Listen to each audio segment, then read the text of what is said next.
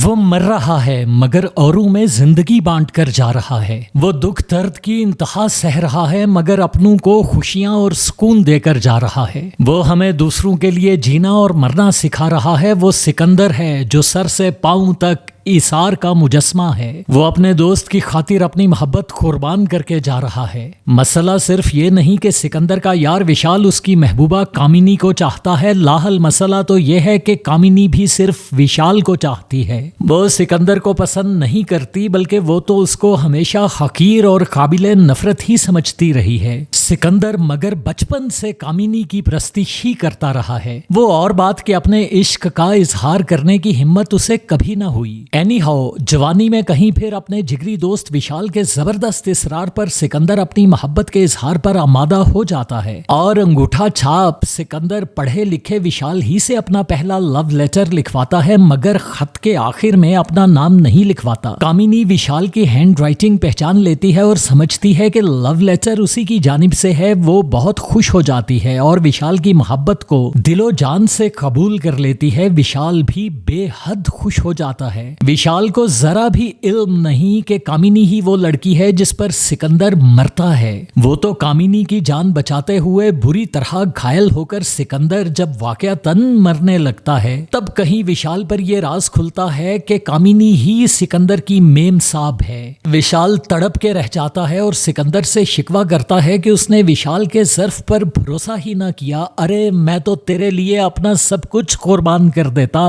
विशाल सिसकी भर के कहता है तो सिकंदर फौरन बोलता है तभी तो मेरी जुबान नहीं खुली विशाल। विशाल अगर कमजर्फ होता तो सिकंदर कामिनी को उससे बचा भी लेता और छीन भी लेता, मगर विशाल तो खुद नेकी और भलाई की एक मिसाल है। फिर कामिनी अगर ऐसे मिसाली आदमी से मोहब्बत कर बैठी तो सिकंदर जैसा यक तरफा मगर आली ज़र्फ आशिक उन दोनों के दरमियान से खामोशी से हट जाने के सिवा कर ही क्या सकता था। वो जो अपनी मुंह बोली माँ से किया गया वादा निभाने को अपनी जिंदगी का मकसद मान लेता है, वो खुलूस और वफा का पुतला भला अपनी इकलौती महबूबा और अपने बेहतरीन दोस्त की खुशियों को कैसे कहना सकता है। वो तो उन्हें दिल से दुआएं ही दे सकता है और यही वो करता जाता है। मरते मरते भी वो विशाल को असीम कामयाबी की दुआ देता जाता है और कहता है कि ये सिकंदर तो सिर्फ नाम का सिकंदर है मगर विशाल तो मुकद्दर का सिकंदर होगा। फिर वो उसे मुकद्दर का सिकंदर बनने का गुर भी सिखला जाता है कि दुख में हंस, दुख में हंसेगा तो सुख का मजा पाएगा।